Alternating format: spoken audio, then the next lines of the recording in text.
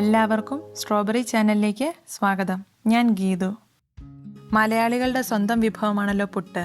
കടയിൽ നിന്നും പുട്ടുപൊടി വാങ്ങാതെ നമ്മുടെ വീട്ടിൽ ചപ്പാത്തിക്ക് ഉപയോഗിക്കുന്ന ഗോതമ്പ് പൊടി കൊണ്ട് നല്ല പഞ്ഞി പോലെ സോഫ്റ്റ് പുട്ട് തയ്യാറാക്കാം. ഞങ്ങളുടെ മറ്റ് ബ്രേക്ക്ഫാസ്റ്റ് ആൻഡ് ഈവനിങ് സ്നാക്സ് റെസിപ്പികൾ കാണുവാനായി മുകളിൽ കാണുന്ന ലിങ്കിൽ ക്ലിക്ക് ചെയ്യുക. അതുപോലെ തന്നെ ഡിസ്ക്രിപ്ഷൻ ബോക്സിലും കൊടുത്തിട്ടുണ്ട്. റെസിപ്പിയിലേക്ക് കിടക്കുന്നതിന് മുന്നേ നിങ്ങൾ ഈ ചാനൽ ആദ്യമായാണ് കാണുന്നതെങ്കിൽ സബ്സ്ക്രൈബ് ചെയ്യാൻ മറക്കരുത്. അതുപോലെ തന്നെ നിങ്ങൾക്ക് ഈ വീഡിയോ ഇഷ്ടമായാൽ നിങ്ങളുടെ ഫ്രണ്ട്സ് ഫാമിലിയുമായി ഷെയർ ചെയ്യാനും മടിക്കരുത്. ഇത് കുഴഞ്ഞൊന്നും പോകാതെ നല്ല പെർഫെക്റ്റായി 2 രീതിയിലാണ് ഇന്നിവിടെ തയ്യാറാക്കി കാണിക്കുന്നത്. ആദ്യത്തെ രീതി നോക്കാം. അതിനായി മിക്സിയുടെ മീഡിയം ജാർ എടുക്കാം. അതിലേക്ക് 1/2 കപ്പ് ഗോതമ്പ് പൊടിയും 1/4 കപ്പ് ചോറും ചേർക്കുന്നു. ഇവയെടുക്കുമ്പോൾ ഏത് അളവ് പാത്രം വേണമെങ്കിലും ഉപയോഗിക്കാം. ഗോതമ്പ് പൊടി എടുക്കുന്ന അളവിൻ്റെ നേരെ പകുതി അളവ് ചോറെടുത്താൽ മതിയാവും. ഈ ഒരു അളവിൽ എടുക്കുകയാണെങ്കിൽ ഗോതമ്പ് പുട്ടിന് നല്ല പെർഫെക്റ്റ് ആയിട്ട് നനച്ചെടുക്കാം. ഇനി ഇതിലേക്ക് ആവശ്യത്തിന് ഉപ്പ് ചേർക്കാം. ഞാനിവിടെ 1/8 ടീസ്പൂൺ ഉപ്പാണ് ചേർത്തിരിക്കുന്നത്. ഇനി ഇതൊരു 10 സെക്കൻഡ് അടിച്ചെടുക്കാം. ഇത് നല്ല കറക്റ്റായിട്ട് നനഞ്ഞ് കിട്ടിയിട്ടുണ്ട്. ഇതൊരു പാത്രത്തിലേക്ക് മാറ്റാം. ഇനി ഇതിലേക്ക് 2 ടേബിൾ സ്പൂൺ തേങ്ങ ചിരകിയത് ചേർക്കുന്നുണ്ട്.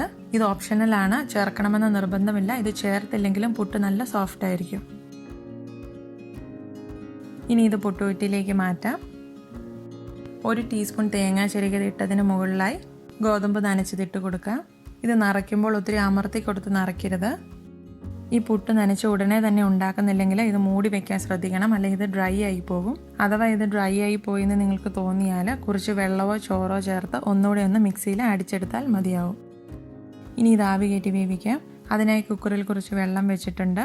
ഇത് തിളച്ച് കഴിഞ്ഞ് അടപ്പ് വെച്ച് ആവി വന്നു തുടങ്ങുമ്പോൾ പുട്ടുകുറ്റി ഇതിലേക്ക് വയ്ക്കാം. ഇത് മീഡിയം ഫ്ലെയിമിലിട്ട് വേവിക്കാം. പുട്ടുകുറ്റിയുടെ മുകളിലൂടെ ആവി വന്നതിന് ശേഷം ലോ ഫ്ലെയിമിലാക്കി 5 തൊട്ട് 7 മിനിറ്റ് വരെ വേവിച്ചാൽ ഗോതമ്പ് പുട്ട് റെഡിയാവും. അങ്ങനെ നല്ല എളുപ്പത്തിൽ വളരെ പെട്ടെന്ന് ചോറ് ചേർത്തുള്ള ഗോതമ്പ് പുട്ട് ഇവിടെ റെഡി ആയിട്ടുണ്ട്. ഇനി അടുത്തതായി ഗോതമ്പ് പുട്ട് ചോറ് ചേർക്കാതെ വെള്ളം ചേർത്ത് എങ്ങനെ തയ്യാറാക്കാമെന്ന് നോക്കാം. മിക്സിയുടെ മീഡിയം ജാറിലേക്ക് 1 കപ്പ് ഗോതമ്പ് പൊടി ഇടുന്നു. ഇതിലേക്ക് 3 ടേബിൾ സ്പൂൺ വെള്ളമാണ് ചേർക്കുന്നത്. വെള്ളത്തിൻ്റെ അളവ് കറക്റ്റ് ആയിരിക്കണം. വെള്ളം കൂടിപ്പോയാൽ ഇത് കുഴഞ്ഞു പോകും.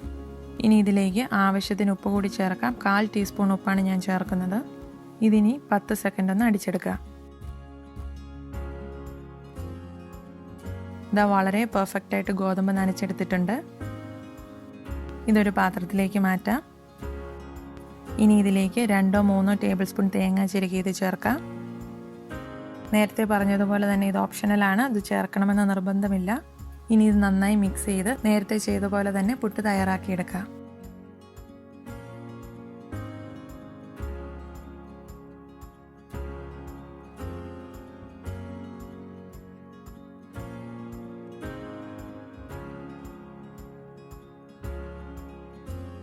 വളരെ എളുപ്പത്തിൽ തയ്യാറാക്കാവുന്ന ഈ പുട്ട് നിങ്ങൾ എല്ലാവരും ഒന്ന് തയ്യാറാക്കി നോക്കണം.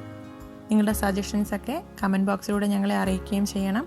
Thank you for watching. പുതിയൊരു വീഡിയോയുമായി ഉടൻ കാണാം. Bye, take care.